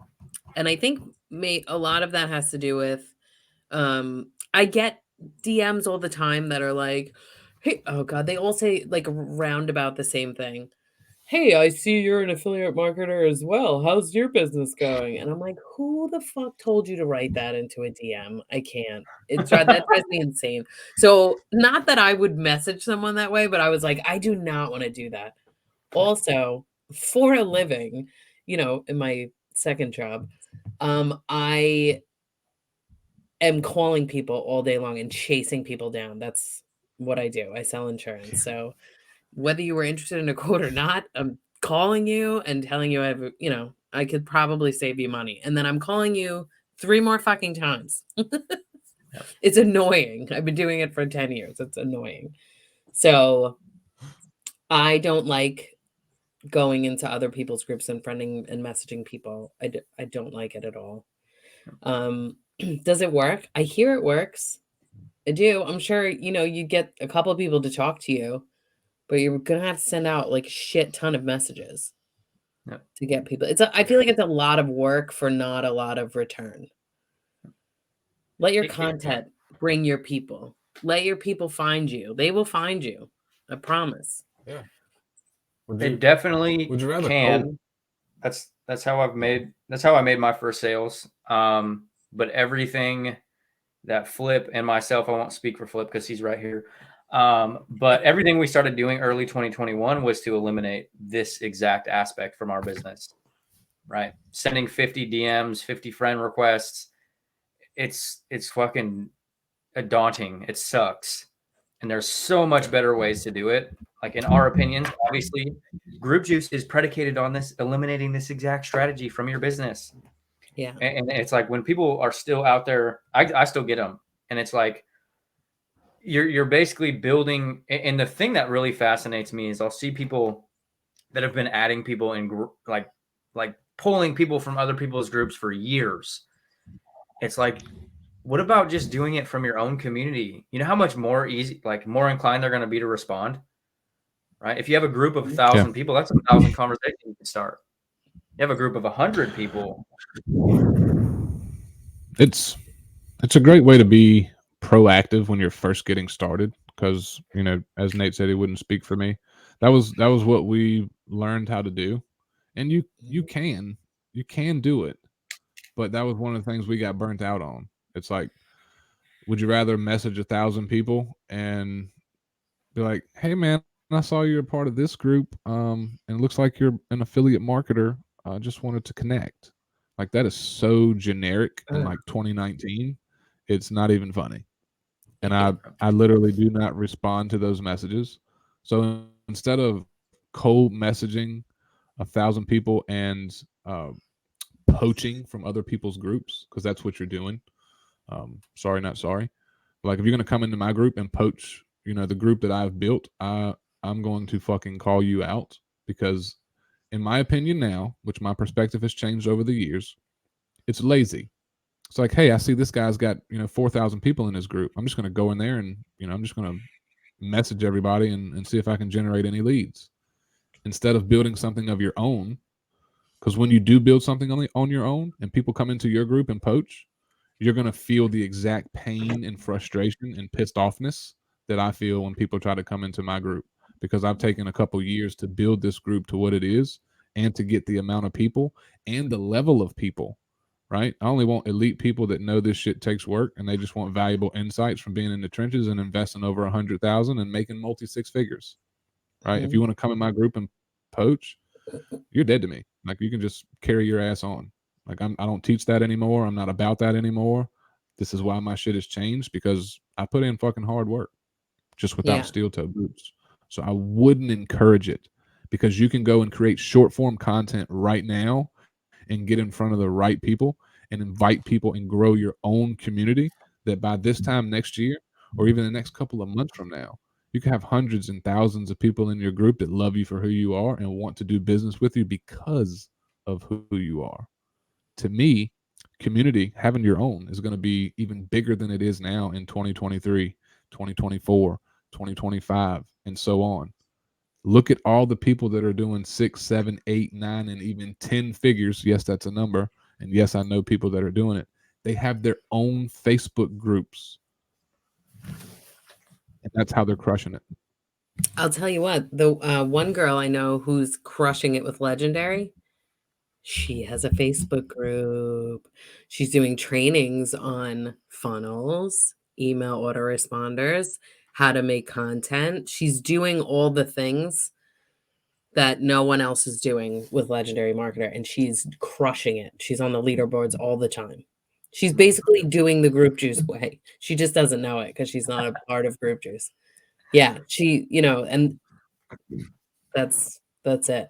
And I feel like if you let your content bring people to you and they're requesting to come into your Facebook group, it's an easier transition when you go to talk to them about what they need, because even though they're strangers to you, let's say, it's kind of like they know you already from your content. So Yeah. even though you don't know who they are, they've been watching your content probably for a bit. So it's kind of like they know you. So it's a warmer transition because they're asking to come into your group. So that's just going to make it easier for you. Gives you the ability to really build relationships at scale, right? This is a good question too. If we send an offer doc, when do we follow up? What do we say so they can take action? Because sometimes people take so much time and don't reply. Yeah, so a couple different things with this. Before sending an offer doc, I would get a time commitment for them to actually check out or read the offer document. And then I wouldn't send it, would be like, hey, do you have a couple minutes to give this a read right now? So you're kind of giving them before you ever even send it. So if they say no, and then you don't send it, okay, well, when would be a perfect time to send this to you? Because the chances are if you send an offer to somebody, they don't look at it right now, they're not going to read it tomorrow, right? It's just going to be out of sight, out of mind. And then also giving some type of another commitment prior to sending it, right? So if I ask them if they have time to send it, to read it right now, they say yes. My next question is going to be, okay, cool. After you give it a quick read, be sure to shoot me a message back after you've had let me know whether you're in or out. Is that cool, right? And then they say yes. You send them the offer. Then they give you a position to follow back up with them, say in 24 hours, 48 hours. Like, hey, how'd it go with the offer doc? Hey, did you get a chance to read everything in the offer, right? Because you're kind of setting the scene before you ever even send it, right? It's not like, okay, cool, here's the offer, and then you're just hoping that they buy, right? It's like you're getting a couple of micro commitments before you ever even put the offer in their hands, right? Do you have time to read this right now? Will you send me a message to let me know whether you're in or out after you've read it, right? And then follow up. Yeah. Yep. Follow up is key because nobody's going to follow up with you. Most of the time, Yep. they're not. So don't feel like you're being pushy either. They wanted to read it. So you have a right to ask them what they think and if they're interested. Yeah. So but don't wait too long either. I would give it 24 hours max before I would reply back if you didn't hear from 100%. them. You want to be on Totally there. agree. Yeah, you don't want to wait too long. Jeanette's on it. She's been selling for years. She knows. Oh, you don't want this insurance today? I'll call you tomorrow. I got you. Don't worry. It's like a joke, but people say think about it like this. If somebody is like, oh, I can't afford it, it's like, okay, well, would you be willing to I don't know, people might think this is a real jerk off thing to say, but would you be willing to save up to take this kind of a training? Yeah. I mean, I feel like that's a valid question. If somebody says yes, give me a couple of months, you bet your ass I'm going to message you in a couple of months. Yep. So in my sales job, people have always said to me, you're so persistent, not aggressive, but with follow up. I'm going to tell you that I'm going to follow up with you, and then I'm going to. So, it's not being pushy. It's just that it's like human nature. People are not going to they're not going to get back to you most of the time. Some Yep. people will. They'll be like, hell yeah, I want this now. But they'll be like, oh, I'll read it later. And then that means that they're not going to read it. And they're probably I, not going to get back to you. I actually look forward to objections, honestly. But like going back to Shivani's question, it's like what Nate was saying, and Jeanette does it too. We'll get 2, sometimes even 3 commitments before we even send an offer. If we put out a post or something saying comment me for low to get details, and they comment me, we're not going to respond and be like, hey, I'm sending it to you right now. Right? We're going to get in the DMs and ask a couple qualifying questions. So, hey, I got that offer ready to fire over, like right now. Just curious. Do you have an audience of at least 100 people? Yeah. Cool. So do you have an offer that you're selling right now that's, priced anywhere between 100 and 5,000 bucks? Yeah, I have a couple. That's great. So when could you check this out? Do you have a second? Like, oh no, I'm busy right now. I'm not going to send it until I have their full attention and that I know that they can check it out. Right? Like, oh, just send it now and I'll check it out. Nope. Let me know when you can sit down and read it so that we can continue this conversation. Right? Hell yeah. And Let's see. one of the big objections you'll all get is like, I can't afford it. Now, kind of like what Jeanette says, sometimes people really can't afford it. So I'd be looking to, if I feel like they can't, I'll kind of meet them where they're at. Like, okay, look, what's your budget? Like straight to the point. What's your budget? What can you afford? If it's a monthly thing, I'll try and meet them where they're at. If it's, one-time deal, I'll try and meet them where they're at if I can. Right? But in most cases, people do have money. They just don't feel comfortable spending it. So there's your objection to go and figure out. If they say, oh, I can't afford it, and you've asked the proper questions beforehand, like, oh, okay, you can't afford it, but you said you wanted to get to, $7,000 a month. Yeah, well, I do. Okay. So if you do, right now, are you making 7,000? No. I was like, okay. So in 3 months' time, you're leaving 21,000 on the table. In 6 months, you're missing out on 42,000, right? And in a year, you're missing out on $84,000 because you haven't fixed this problem that you want to fix. This is called reflex selling because I'm just going off of what they already told me. Unless they told me some bullshit, this is very highly effective.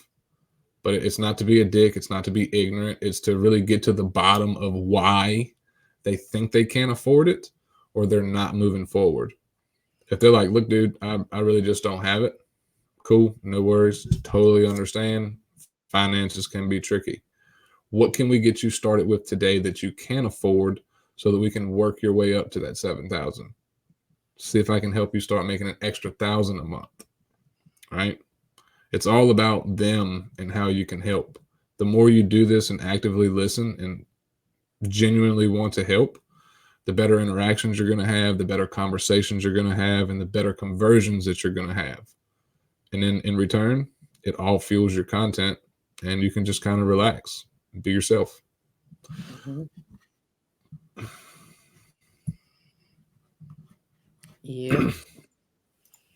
It's a killer one. Once people come to you, connect with you, what are some things you would suggest for beginning the conversations, especially if they're a total beginner? Really depends on where they came from or the type of content they came off of, right? Like it's kind of a hard one to answer because conversations aren't sterile. They're not linear, right? Each conversation is going to be a little bit different. So the way you're going to interact is going to change based on how they came to you, right? If it's like on a short form piece of content where I'm talking about how to build an online business, getting started with online marketing, I'm then going to maybe push them into my group, direct them towards some resource that's going to help them figure out how to get started, right? Whereas if somebody's coming off of like a longer piece of content, say in my community or my profile or something like that, talks about an offer, talks about, starting their online business with a specific thing, I'm going to be a little bit more aggressive because the content that they came off of is a little bit different, right? Like a lead gen piece of content versus, Yeah. not. Jeanette. Plus, like my like automatic message or the message that you send out in Messenger, it's like, hey, welcome to the group. I don't know what it says, whatever. And then there's a question and it says, can you tell me what you know about affiliate marketing? So that usually people are like, either like, oh, I get it. You put some links out and you get paid. Or it's like, I don't know a goddamn thing. I don't even know how I got here. Like, but people usually answer it, like, honestly. And then that kind of gets the ball rolling. So if you want, like, when somebody joins your group, have something sent out in Messenger with a question like that. Like, where are you at with your online business? What do you know about affiliate marketing? Like that opens up. So they get that. And then, I mean, some people don't respond at all, but usually that's what gets the conversation rolling. So that's like an easy way to get it started. And just ask people, like, where are you at? What are you doing? Are you making money? Do you have no idea what you're doing? Are you just interested in doing this, but you don't really know a lot? Yeah. I'll tell you one I used to use all the time. It's like, hey, are you as skeptical as I was before I started? Like, That's a good one. I was skeptical as shit. Like, I didn't even trust Amazon when it came out. I was like, this is some bullshit. Don't trust this shit. It's like the government on the internet. Like, good Lord. Right? Jeanette, I had a question for you. Was it one particular video that brought so many people to your group? If it was, what was it about? It was about it was I think. I mean, that's the one that got like 97,000 views. It was a Facebook reel, TikTok that I moved over to Reels. And it said, have you taken training for affiliate marketing? And you're like, and then I was like looking off and I was like, what? And it said, building a funnel. And then I was like, what? And then it said, copy and paste everything. And then I was like, what?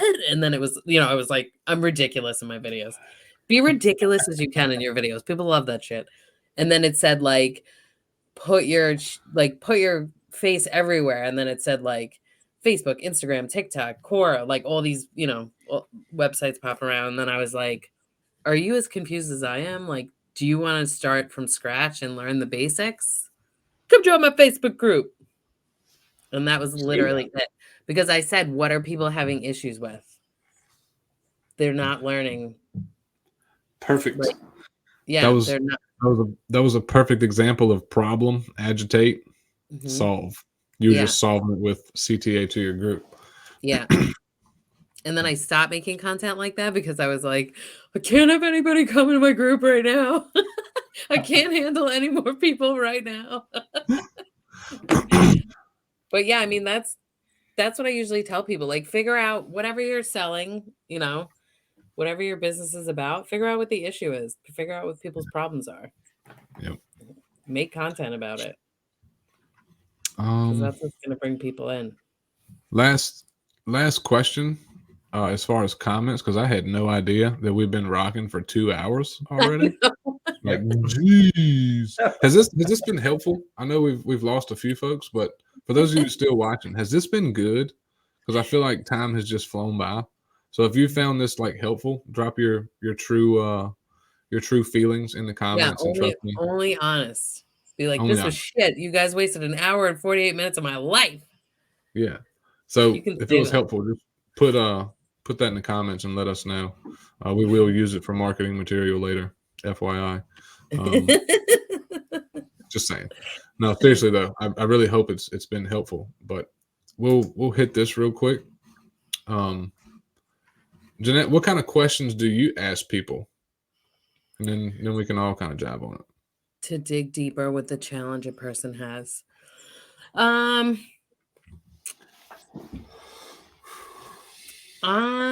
is a good question. Which questions can we ask to dig deeper with the challenge a person has? I'm going to be honest with you. I don't know how to answer that because I usually just go off of like people's responses. Okay. So you're like, oh, great, Jeanette, that's super helpful. When somebody has like a chat, like if somebody comes to me and they're like, okay, I don't get it. Like, what, like my content isn't doing anything. It's not bringing anybody in. And then I'll say, okay, well, I'll say like, look, you have to look at your content. You have to, are you making the same content all the time and it's not working? Are you, I don't know. I just come back at them with questions to try to, is this a good answer? To try to dig deeper into what they're saying. I don't know. I just always ask more questions with people's questions. That is a terrible answer. I think, no, I Because definitely get what you're it saying. helps them bring out. We do the same thing, you know, what Jeanette's getting at. It's like, in order to dig deeper, you need to know why. So let's put a category on it. You know, say their challenge is not closing sales, right? So why do you feel like you're not closing sales right now? You're putting it on them. Why do you think you're not closing sales? Oh, well, I don't know. You know, it's usually in the investment. Okay. So what is it they're saying about the investment?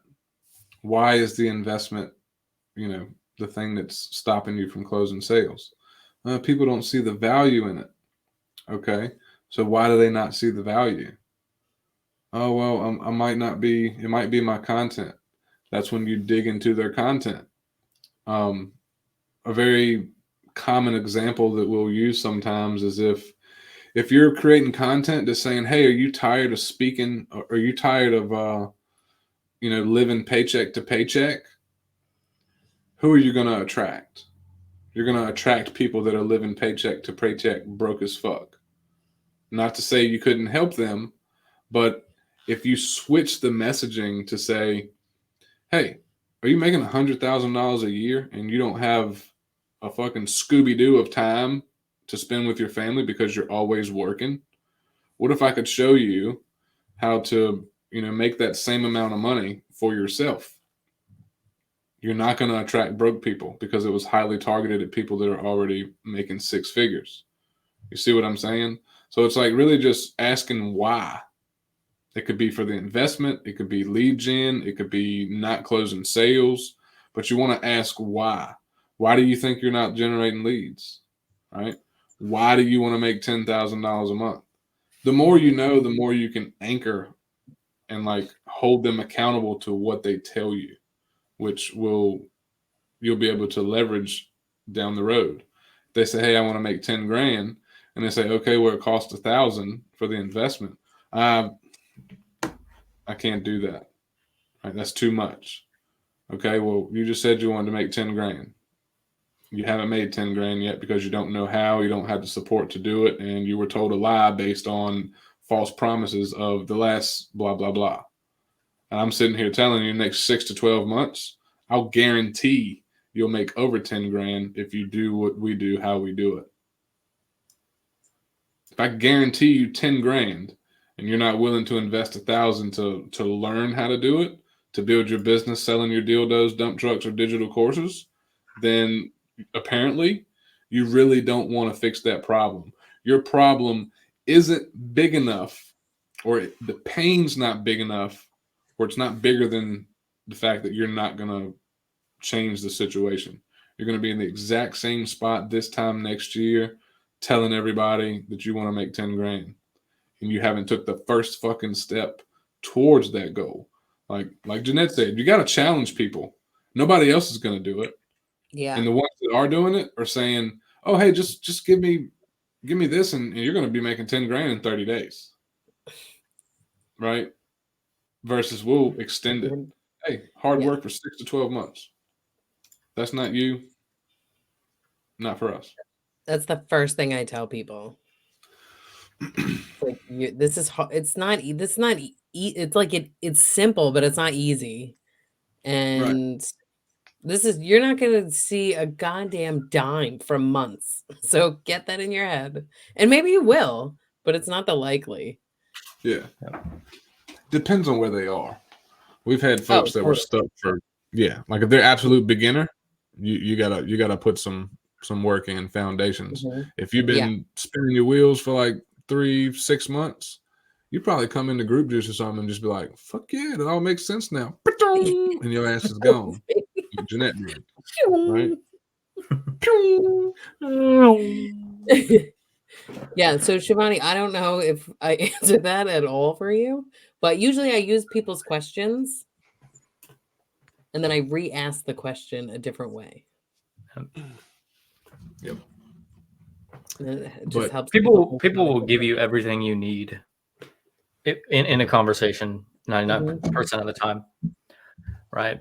Yeah. It's like a really powerful thing that was mentioned earlier, and I won't keep rambling on because we already been running. Silence, leveraging silence is a big one. You ask somebody a question and you let them answer it, and like they'll give you all of the ammo that you need if you're really trying to like move the sale forward, which I know is not very a tactical answer to that, but it's the reality of it. Yeah. And just really one of the biggest things is, I mean, I learned this in my second sales job. You have to ask. You have to ask. You're not going to make any money if you don't ask for the sale. You just have to. One of the hardest things that I would have to sell at my job is life insurance because no one wants to talk about that because you're talking about death. No one wants to buy it because it's not a necessity, but people need it. And the key to selling it was to ask every single person you came into contact with at some point in the conversation. And that was like every big hitter at the company that sold a lot of it. That's what they said. You just have to ask every single person. Ask every time. That's the only way.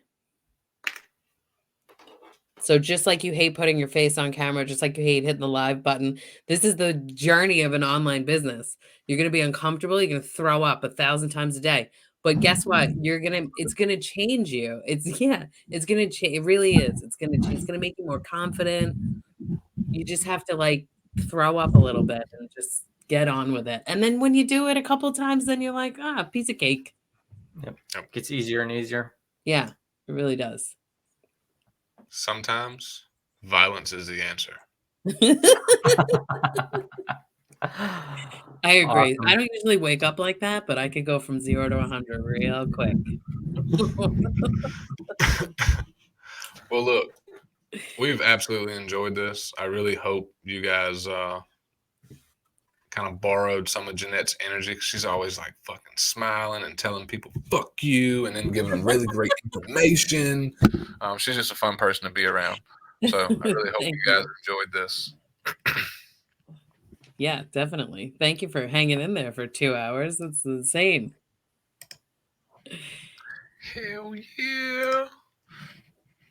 Clear and step by step. You are welcome. Nice. Glad to help. Hell yeah. Thanks for hanging in here for 2 hours. I will go ahead and tag Jeanette's group somewhere around on this live, whether you're watching it in the replay in one of our back offices or inside of the groups. I will drop Jeanette's group. If you vibe with her, go get in her world, see what she's doing, see the type of content she's putting out, you know. Go buy her shit. Go buy my shit. Exactly. And watch my content. I'm sure you'll laugh at something. It's always ridiculous. All right, guys. Well, we're out. I hope y'all have a good rest of your hump day. Y'all go check out Jeanette, and we'll catch y'all on the flip side. Love piece of chicken grease.